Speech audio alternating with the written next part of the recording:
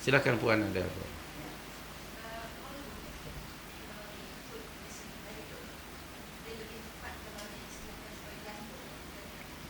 Hmm.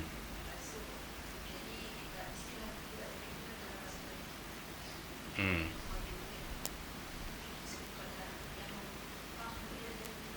Hmm. Taib. Sebenarnya memang kalimah qalbun di dalam Al-Quran, dia dalam sama ada bentuk singular ataupun plural.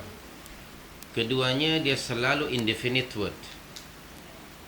Taib, kalimah qalbun.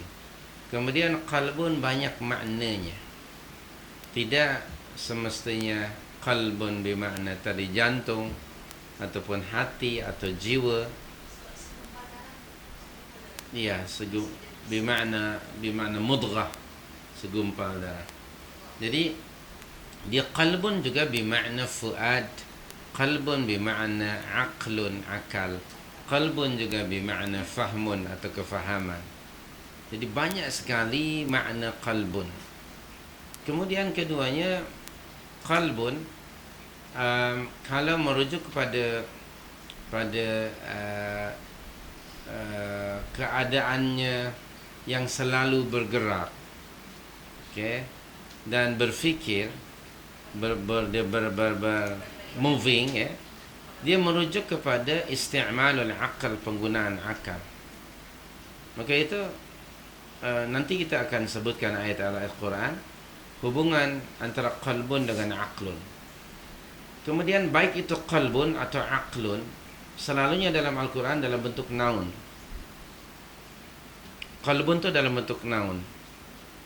Demikian juga kalimah aqlun. Tetapi di dalam Al-Quran apabila merujuk kepada insting akal itu yang diciptakan oleh Allah, yaitu selalu dia berfikir, selalunya dalam Al-Quran Allah menggunakan verb, kata kerja. Misalnya, inna fi dzalika la ayatin liqaumin ya'qilun. Tidak pernah kalimah aqlun dalam bentuk noun, ya, mostly dalam bentuk verb, kata kerja. Inna fi dzalika la ayatin liqaumin ya'qilun.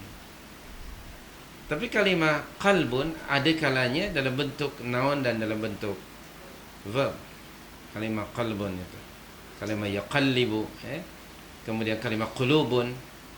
Nah, di dalam bahasa Melayu kita artikan satu, yaitu apa? Qalbun tadi, hati.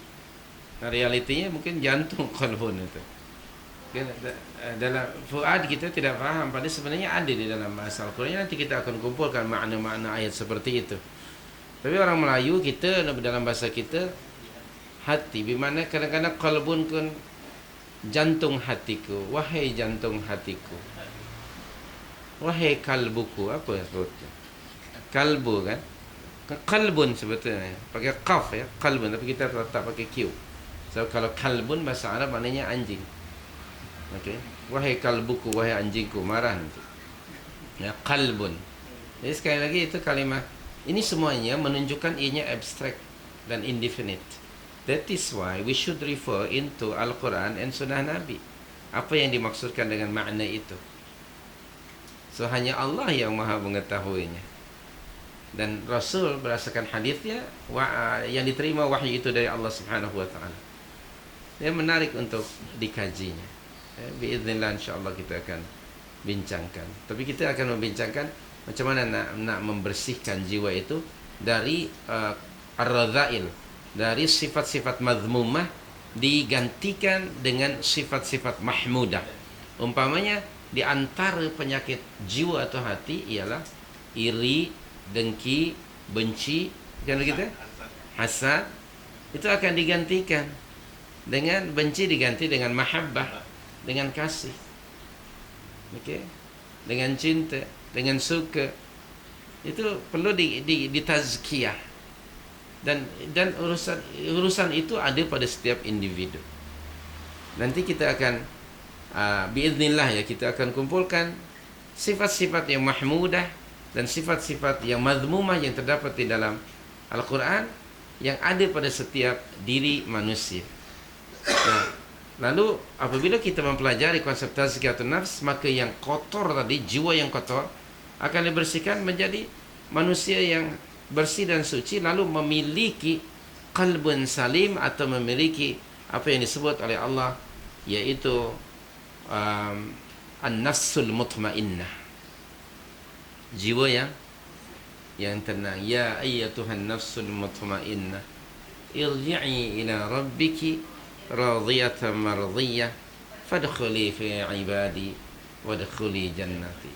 Ya Allah, kalau memiliki jiwa macam itu, ya, diucapkan ketika keluar daripada badan ini, malaikat mengucapkan kalimat tersebut dalam surah Al-Fajr itu.